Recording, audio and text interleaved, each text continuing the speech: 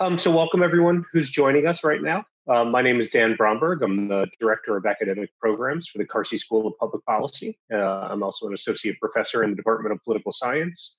I'm joined today by Meriah Metzger, who is one of our accelerated students in our MPP program. So thank you, Mariah, for getting on with us today.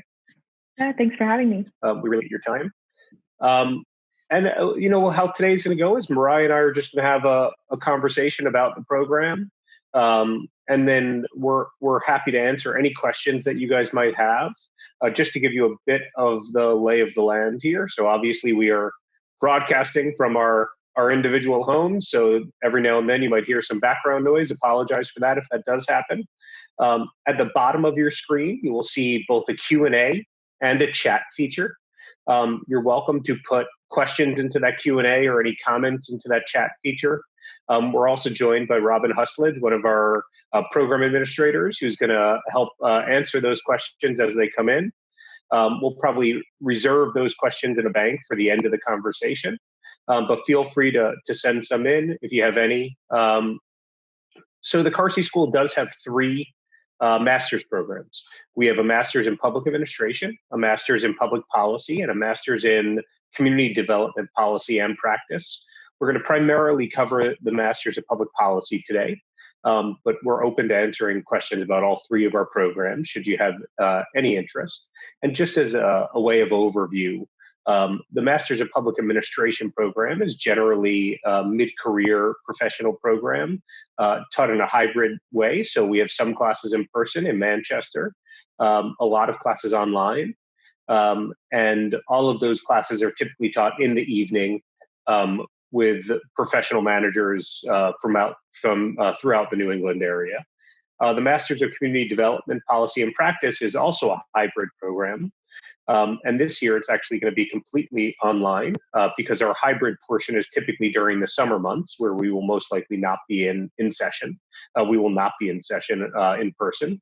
And that is more of kind of your grassroots program where you learn a lot about project management, program management, and really building coalitions from the ground up. And there are webinars about both those programs that are constantly popping up online, so where you're welcome to jump into one of those. Today, we're going to talk about our Master's in Public Policy program. And that program really talks about both the development, analysis, and strategic communication of public policy. And that's the program that Mariah is enrolled in right now. So we'll get moving forward with that. So Mariah, I was just hoping you could tell us a bit about yourself before we get into the program, and then maybe we'll get to some program-specific questions. Sure.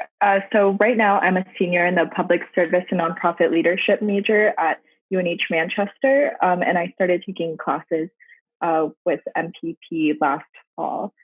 So far I've taken 3 classes towards my MPP, and really been a great overall experience so far. I live in Concord, so both campuses in Manchester and Durham are accessible to me. Cool. So kind of what's the background that really drove you into the Public Service and Nonprofit Leadership program? So that program, just for our listeners and viewers, it's a relatively new program at University of New Hampshire in Manchester. And there's a pathway directly into both our MPP program and our MPA program.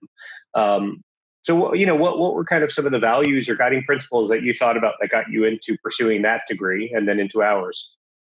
Sure. So I guess that I was always interested in community development and how I could work with my community to solve problems as a collective. And the Public Service Nonprofit Leadership Program was interesting to me because I could work with people in the Manchester community. There's a lot of experiential learning in the program, which is really, really interesting, as well as the opportunity to be involved with programs like Semester in the City, which is a big part, which is something that they promote there.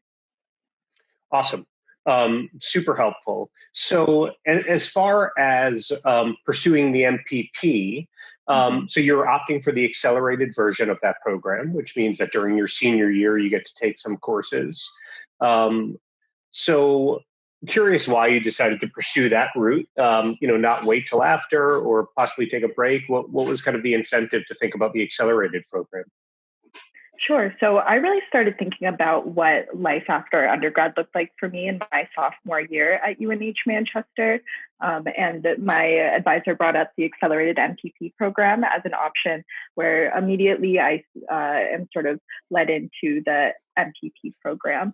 And a huge part of that to me, honestly, was cost. Knowing that I would be able to save some costs by doubling up my senior year courses with grad school was a big incentive to me. And that would really save me some money in the long run, and also time, being able to immediately after I graduate with the MPP, go out into the world and find a career with that extra accreditation was really valuable to me. It was also really helpful in kind of determining what my professional career looks like. Going into my junior year in undergrad, I still wasn't entirely certain what my career track looked like. And having the experiences associated with the MPP program was really helpful to kind of learning more about what I was interested in and how to best apply my skill set. That's awesome. So obviously some planning went into that and some thought went into that. Yeah. So sliding into the accelerated program, what you kind of made mention of is there's both a cost and time savings. So cost savings for the folks out there, just so you get a sense, as a senior, you actually get to roll in a total of 12 credits if you were to take full advantage of the accelerated program. And the way that works is you could do 9 credits of undergraduate courses, and then you could waive into 1 graduate course as a senior. So you're really starting, with a sprint rolling into the graduate program. So could you talk about taking those graduate level classes as a senior and how that has been going for you and that experience? Sure. So I was really excited, coming in this summer before taking classes at the grad level. I was really excited to sort of dive into information that I had been prepared for throughout undergrad in a different way. Going into the classes, I felt really prepared because of the foundation I had from a strong undergrad at UNH Manchester. But going in, I just felt like there were more opportunities to work with people who had, been out in the field and who weren't at that undergrad level. So being able to be exposed to their ideas and unique perspectives was really valuable and was something that I was not getting, in my undergraduate classes. In addition to that, I would say the different styles of teaching, there definitely is some more independence to those classes in terms of what kind of subject matter you get to cover. So I'm thinking specifically about the fundamentals of public policy class that I was able to take in the fall. We do cover a basis of how to analyze policy, but then you were sort of able to take one subject area that you were really passionate about. For me, that was food insecurity, and sort of dive deep into that and apply these new skills and areas of knowledge to something that I was passionate about. Yeah, that's cool. There is a difference, right? I mean, I think, stepping up into those, so those graduate courses are, yes, kind of as you're referencing, you get to dive deeper into that content. What about the style? Do you find that there might be kind of more seminar type style, or, how do conversations differ, things like that? Have you noticed anything along those lines? Certainly, yeah. The class sizes, I would say, are something that I really appreciate in terms of that style, because the class sizes are more on the medium size than something that you would experience in an undergrad class. There definitely is more opportunity to collaborate as a group and discuss topics and really have a conversation and allow the material to evolve that way and experience it instead of, a lecture. And this is really something that I experienced in the strategies class, which is taught by industry professionals, which was really interesting because all of my classes prior had been taught by academics. So sort of getting this different lens and perspective was really nice. And that definitely added a new dimension to my projects and learning that I was doing. And especially, I would say, in thinking about how I would apply my knowledge and skills to my future career. Yeah, awesome. And the industry professionals, just to kind of give our audience a feel. So this is 2 of the leaders of an organization called Spitfire Consultants. and they're based out of Washington, D.C. They're a strategic communication firm, and they kind of split time with that class. They fly up from DC, probably for, I would say, 75% of the semester, 60% of the semester, and then they zoom up, those other classes. And as Mariah is kind of explaining, they bring to it this professionalism that they experience in the field. And it's nice to watch students grow in that class. From day one, kind of not having a sense of, okay, how do I communicate in this manner, to the last day of the semester where they're presenting these very professionally done projects. So it's really cool.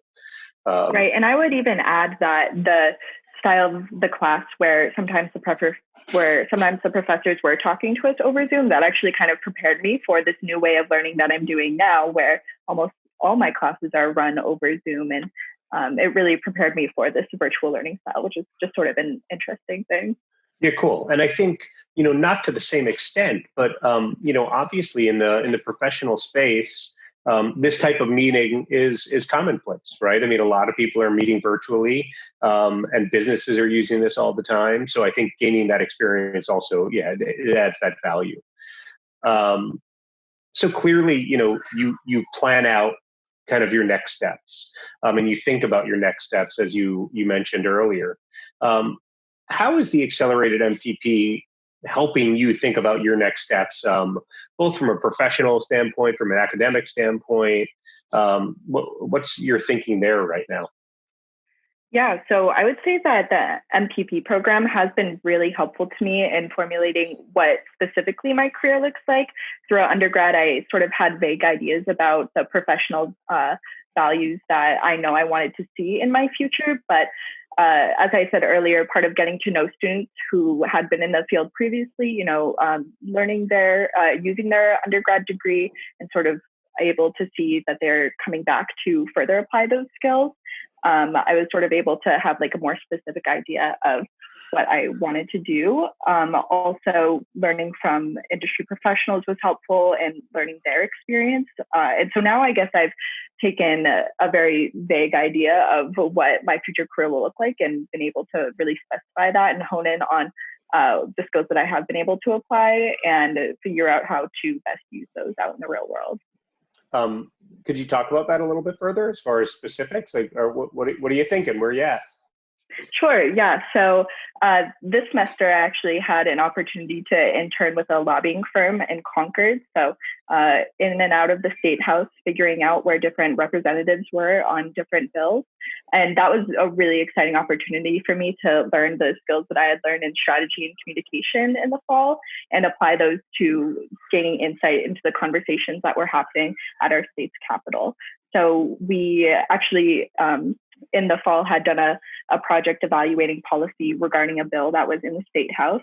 And so I had this knowledge about what senators were thinking about this particular bill, or at least what was published in the newspaper and various media outlets. But then once I was actually in the State House, able to see how the bill was voted on, I just realized how much more there is to gain from actually being in the room. And then I don't think that that's an insight that I would have gained without the preparation and foundation I received from my MPP classes this fall. That's great. That's really cool to hear. So I will ask one more question, and then maybe we could open it up to some questions for anyone who's viewing us. So in the fall, you'll be rolling into the grad program full time. So first, do you feel prepared to kind of step into that role as the full-time grad student at this point? And then second, is there anything you're looking forward to, as that full-time grad student that you feel like you weren't able to take advantage of as the accelerated student? Definitely. I'd say that's one of the major benefits of the accelerated portion of the program is that I was really able to easily sort of slide into graduate student life. There are definitely elements of the work that are a lot different and expectations that are a lot different than undergraduate classes. So it was really nice to have that easy transition into that. So I do definitely feel prepared coming into the fall, and I'm really excited to take on these classes full time, seeing the other students in my cohort go on to take their economics classes when I had head back to UNH Manchester, something I was a little bit envious of at times. I definitely am really excited to sort of dive into some more difficult concepts and really expand my skills and knowledge in that. And as far as things that I'm looking forward to, I'm definitely looking forward to the Washington, D.C. trip this January, which I'm sure you can talk about more. But I'm really excited to see some different careers in action and then really further solidify what I'm going to do with that. Yeah, awesome. Yeah, the DC trip is certainly a highlight of the program. And for our viewers, it's just something that we take our students down to DC. We have about 25 meetings in 5 days. And really, it is the entire policy ecosystem. So everyone from lawmakers to folks that are working in the executive branch, the military, security side, commerce, to government affairs people working in the private sector. So it really gives students a whole range of experiences. And all of our hosts are quite gracious in sharing their time and explaining to us how they do their jobs, and always, offering assistance to our students. So it is a cool opportunity. I'm glad you're looking forward to that. We'll slide into a few questions. So I'll read the first one, and then I'm hoping that my colleague Robin Hustledge could help sort some of the other ones out if there are any more out there. So there's a question from Hannah. How did you decide between the MPA and the MPP tracks? So just a reminder, the MPA also offers an accelerated version. Also works quite well with a lot of majors, but certainly the major that Mariah is in. So curious if you gave any thought to that, or? Sure. Yeah, I think for me, it was a pretty easy decision to make just based off of my interest and what kind of work I foresaw myself doing in the future. I am someone who really likes to actively be involved with the policy making process and really wanting to dive in and be able to gain those skills and throughout my master's degree to learn how to engage in those conversations and be actively a part of that. So I really immediately sort of went to the MPP. Cool. Yeah, and just a bit further insight on that. I mean, the MPA really is geared towards people that are looking to run organizations, I would say. It doesn't mean that you need to be quite ready to do that. But you're looking to run a nonprofit, a mission-driven organization, right? Which obviously, a nonprofit or a government agency, I should say, obviously that has to do with policy development and policy making. But the MPP really is kind of, it looks at policy well before it gets to that, to that organizational level. Typically much more at a perspective level is what we're thinking, and then a strategic level of communicating and advocating. Okay, any other questions out there? Maybe Robin, if you could jump in. I'm not seeing any. Yes. One was regarding the MPP program and whether there were any fellowships available through the program. Sure. So we do offer fellowships. So the Carsey School offers both fellowships and scholarships. Our scholarships are tuition-based scholarships based on both merit and need. And our fellowships are with researchers across the university. So there are some specific researchers at the Carsey School, and then there are a number that work across the university. The Institute for Disability, for example, our students apply for those in a competitive way. They work 15 hours a week, and they get paid to do that. I'm not sure exactly what the hourly rate is right now, but it's somewhere between $15 and $20 an hour. And it gives students a great opportunity to work with researchers doing applied, actionable research and make some money while they're doing it. So it really is a win-win. Another question is, when do most students start the MPP program? So why don't I I'm happy to kind of turn that to Mariah for a second, and just maybe you could talk about, your colleagues in the program, and then I could maybe give a bigger, more general view. Sure. So the other students in the program, I found the other accelerated students started the program within their senior year.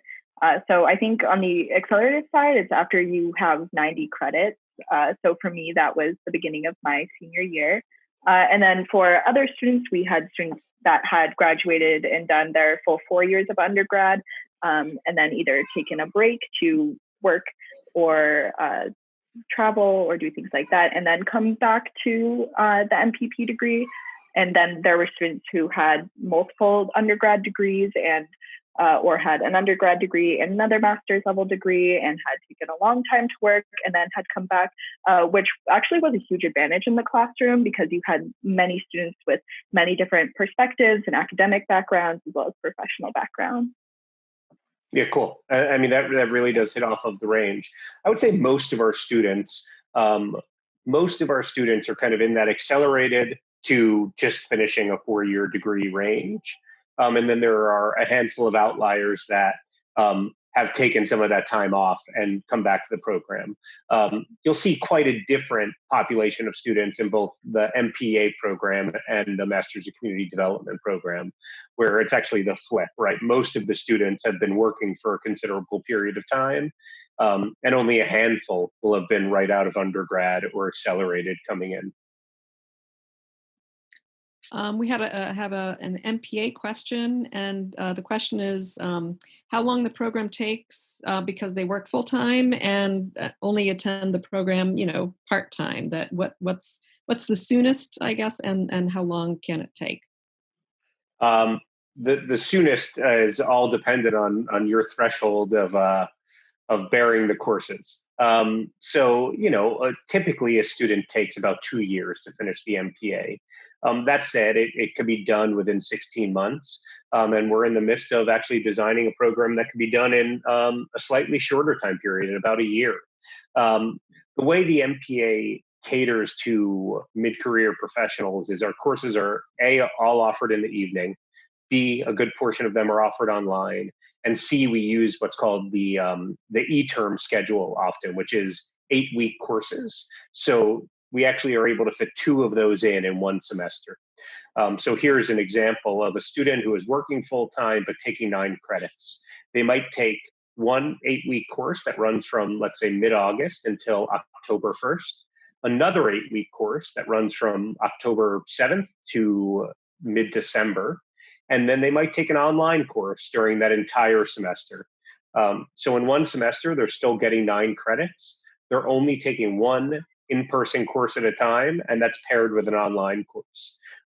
We also offer January term courses and summer courses. So when you start stacking all of those together, you're really able to get through the program in a reasonable time period. But what we like to say in the MPA program is it really is about your work-life, school balance. And we are super flexible and able to work with you around that. So for one student, that might be 16 months. For another student, that might be 3 or 4 years. And whatever's comfortable for you really does work with that program because it is so flexible. And a final question is, do you usually start the MPA program in the fall, or can you start at other terms as well? The MPA program, you can start whenever you'd like. So obviously, there are certain fundamental courses that are more helpful to have in the beginning. But that said, there are no prerequisites for those courses. So you could start it whenever you would like. The best thing for you to do would just be to talk to your advisor and say, okay, if I'm starting in the spring, what classes should I really think about taking this spring? And that really, the advisor can help you do that. But you're welcome to start at any point throughout the year. I think that's all the questions I have here, Dan. Okay. All right, great. Well, thank you, Robin. So just a quick couple comments. So first of all, thank you everyone for joining us. We really appreciate you signing on and listening to us. I want to make one apology. We did experience some Zoom bombing a little bit. I don't know if anyone was able to see that, but if you were, we apologize for that. We try to mitigate that and deal with security measures as much as we can.